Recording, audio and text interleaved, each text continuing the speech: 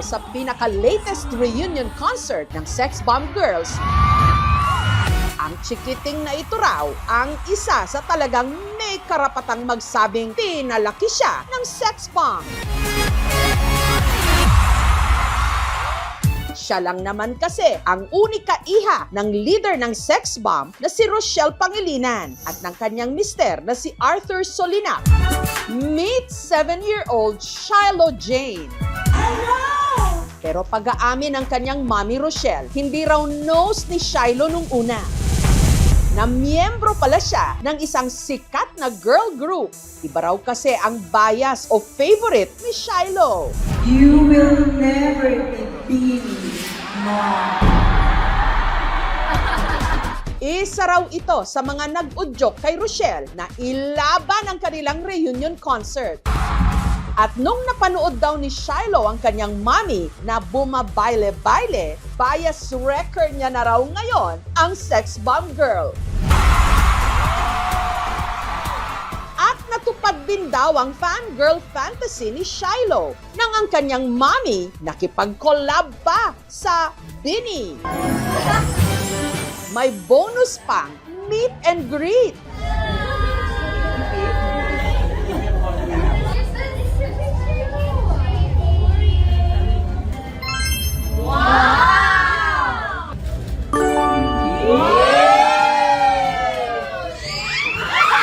Sana all, Shiloh! This is the best day ever. Sino pa kaya ang iba pang mga literal na pinalaki ng Sex Bomb? Isa siya sa mga OG o original members ng grupo. Tinaguri ang dimples ng Sex Bomb. Dahil obvious ba, napakalalim ng kanyang dimples. Ang Chinita Beauty na si Sex Bomb Weng Ibarra. Nung naglaylo ang Sex Bomb taong 2013, si Weng nagnegosyo at tumutok sa pagpapalaki sa kanyang unika iha, si Anastasia. Ako po si Anastasia Beatrice Benny at pinalaki ako ni Sex Bomb Weng. Tinuruan niya itong kumanta at syempre sumayaw. Kaya ngayong 18 anyos na si Anastasia, total performer na rin siya, gaya ng kanyang mommy Weng. Siya po yung nag-push po sa akin na sumali po sa contest dati po na bibigyan niyo po ako ng mic. Siya po yung mentor ko po talaga. Bata pa lang daw si Anastasia, sanay nang humarap sa tao. Nakikita ko po si mommy po sa stage, siyempre po nakaka-proud po. Madalas niya po ako dinadala po sa mga shows niya po. And I remember this one video po. Naka-costume din po ako, then kumakanta po ako with her sa stage po. Masaya lang din po. Kahit na busy, laking pasasalamat ni Anastasia na hindi raw nagkulang sa oras ang kanyang mommy Weng sa kanya. Hindi naman po siya naging absent po sa mga important moments po ng life ko po. Natutukan niya po talaga po sa studies ko po. Pero si Anastasia, kamakailan lang, napukaw naman daw ang interes sa pagko-cosplay. Na-try ko po ang pag-wig styling po para po sa aking recent Hatsune Miku cosplay. Na-enjoy ko po kasi po ang ganda po ng kinalabasan po ng wig ko. Sa kabila ng kanyang mga hiling, hindi raw pinapabayaan ni Anastasia ang kanyang pag-aaral. Consistent with high honors po, and I'll make her the proudest mom ever. Kung meron naman daw nanlalamon ng mikropono sa mga sex bomb,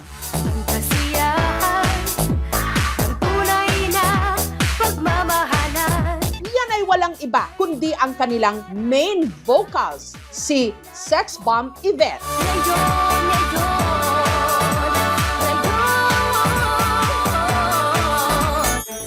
Taong 2015, si Yvette at ang kanyang mag-ama nag-migrate sa Canada kung saan siya nag-aral ng accounting sa isang business school. Mortgage officer na siya ngayon. Sa abroad na rin lumaki ang dalawa niyang anak. Ang panganay niyang si Jezreel, 18 anyos na ngayon. Ako si Jezreel Rose Pabalan Onayan and pinalaki ako ng Sex Bomb Yvette.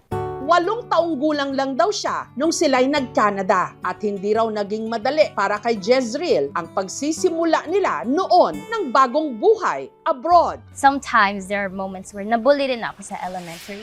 when I would bring Filipino food, they're like, wow, ang baho ng Filipino food. I remember sa cafeteria, they humiliated me in front. Sorry.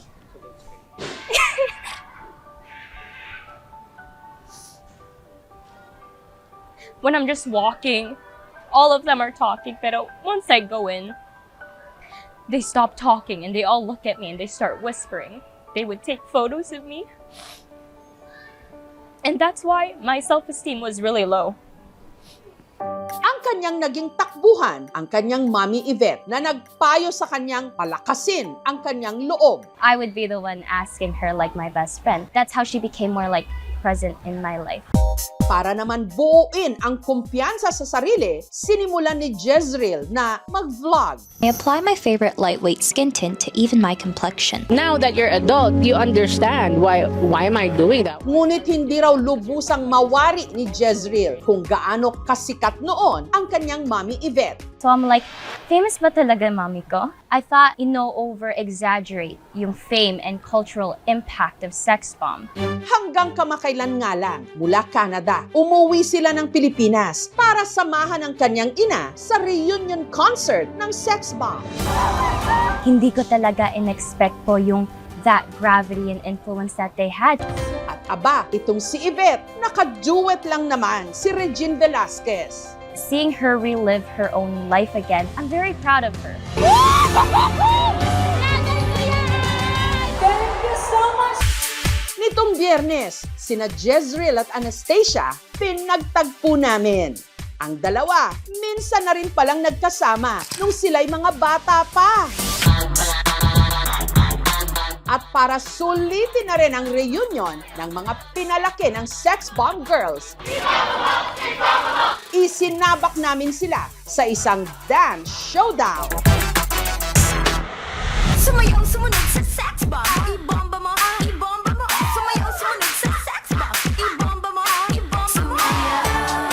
Sumayaw, sumunod. Sumayaw, sumunod. Sumayaw, sumunod. Sumayaw, sumunod. Pagkasiyahan ng tunay na pagmamahalan ay mararamdaman, lalo na kung nagsasayawan. Awiting bago ay naghihintay para isayaw mo. Awiting bago ay naghihintay para isayaw mo. Sumayaw sa iba't ng panahon, kasabay ng mga bagong tugtugin ngayon. Sumayaw ka sa iba't ng panahon, makisama, mag-enjoy ka.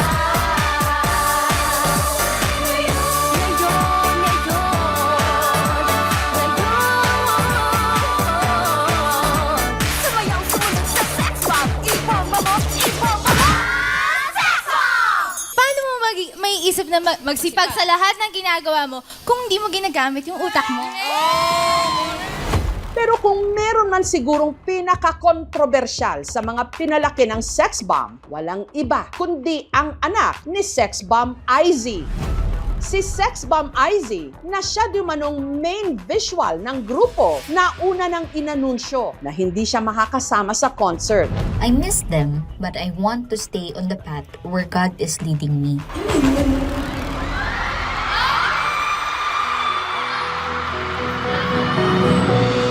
Kaya laking gulat ng lahat nang sa round 4 ng kanilang reunion show, nanood siya at sumampa pa sa stage kasama ang mga dating kagrupo.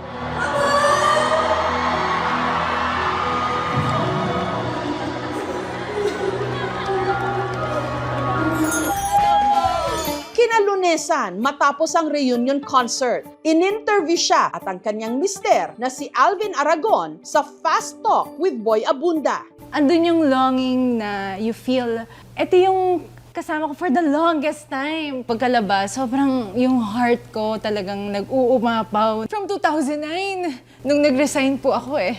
And ngayon ko lang sila ulit na on stage, nakasama. sobrang emotional. I love them so much.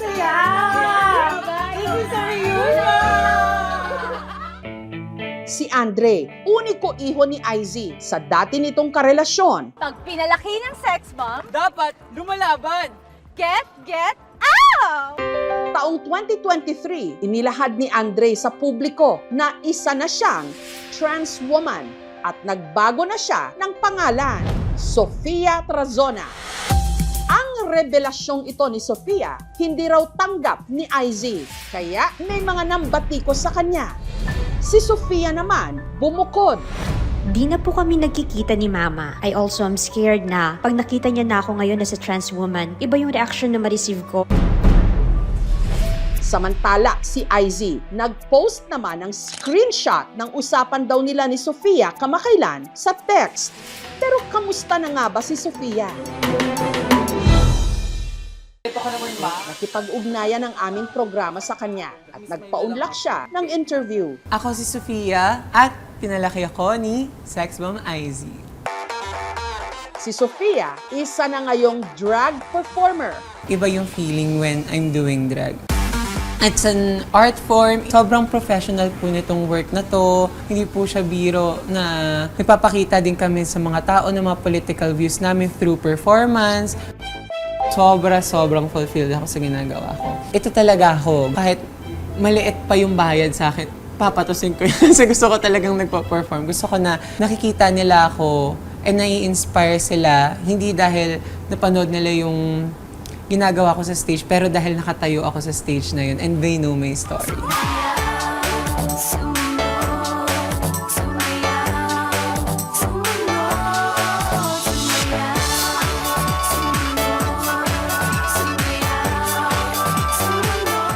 Aminado si Sofia na ang kanyang husay sa pagpo-perform namana niya kanino pa kundi sa kanyang ina. Growing up, napapanood ko talaga sila everyday. Talagang magaling siyang artista, magaling siyang sumayaw, and yun din yung nag-influence sa akin to dance. Noon daw kainita ng career ng kanyang mama IZ, madalang lang silang magkita. Araw-araw may Itbulaga siya, and sa Manila yun, tas kami ni Lola. Sa Cavite kami, weekly lang kami nagkikita once a week, ganun. Gayunman, hindi raw ito naging hadlang para gampanan ng kanyang mama IZ ang kanyang pagiging ina. Yung relationship namin bilang magnanay is parang magkapatid lang kasi hindi ganun kalayo yung age gap namin eh. And si Mama, pareho kami ng passion, gusto naming sumasayaw. Hanggang sa sumali na rin si Andre sa isang all-male performing group. Pero noon pa man daw, batid na niya na hindi siya pang-boy group. Sobrang bata ko pa lang, sobrang lambot ko. Gusto kong sumasayaw ng mga palambutan ng katawan sa kalye. Both of my parents may hint na dito din ako papunta.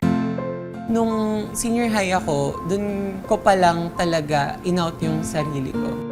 Sobrang takot ako na mag-transition. Though gustong-gusto ko na, sobrang tagal na. Pero natatakot ako sa sasabihin ng ibang tao, ano bang isipin ng pamilya ko. Pero nung nakapag-drag na ako, tapos lumayo na ako sa social media industry, dun po ako naglakas loob na mag-trans woman. Pero ang bagong kabanatang ito sa kanyang buhay, hindi raw agad natanggap ng kanyang pamilya, lalo na ng kanyang mama IZ. Si Mama po kasi is religious woman. Talagang she speaks the word of God, she lives by it. So kahit na ayun nga, nag-transition ako, I'm part of the community, I respect and honor kung ano yung beliefs niya. Tila naging malamig na raw ang ugnayan nila. Nag-post siya about, ayun, sa pagiging queer. Doon na din na out in public yung pagiging drag queen ko. Nag-viral yung post. Tapos, nagulat ako na parang ano naging kasalanan ko sa mga tao. Kasi ako yung binabash nila. So, in-explain ko yung side ko na ayun nga po, naglay ako sa isang interview na sinusuporta niya ako sa pagdadrag. Sinabi ko po yun kasi I wanna protect her. Siguro if hindi kalahati ng supporters ng Sex Bomb is from the queer community. I know na baka pagka nalaman nila na hindi ako sinusuportahan ni Mama sa ginagawa ko, baka lumayo yung loob nila kay Mama. And ayoko nun, ayoko masira yung pangalan niya. Pero sa kabila ng kanilang hindi pagkakaunawaan, hindi raw nawala ang respeto at pagmamahal ni Sofia sa kanyang ina. Dagdag pa niya, totoo raw na nag-uusap pa rin sila. Nag-chat kami, though hindi pa kami nagkikita, hindi niya pa ako nakikita ganito. Ay, pero okay na po kami. Sana yung mga tao din na nakakakita sa kanya, nagko-comment sa mga posts niya, I hope na they will understand also kasi she's coming from a place of love. It's not just dahil ayaw kita magbakla, wag ka na magbakla. She just wants to protect me.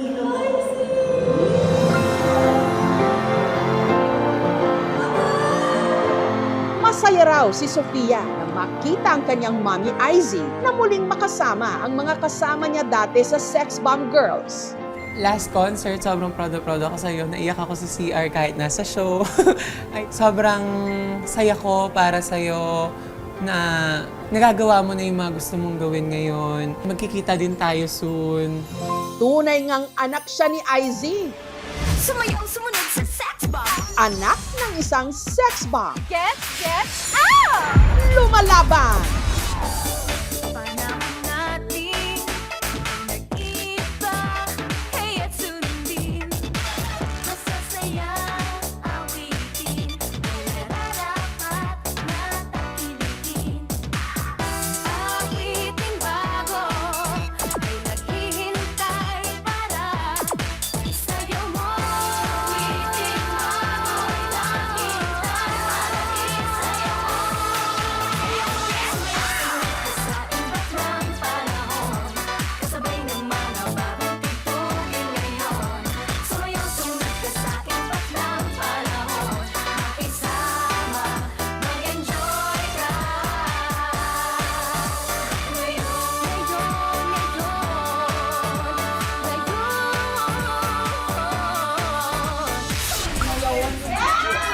Ang mga pinalaki ng sex bomb, may talento, may tapang, may paninindigan. Marunong rumispeto, marunong lumaban sa anumang hamon ng buhay. At kung yan ang sukatan, aba, lahat pala tayo pinalaki ng sex bomb. Sumayaw, sumunod sa sex bomb. Ibomba mo, ibomba mo.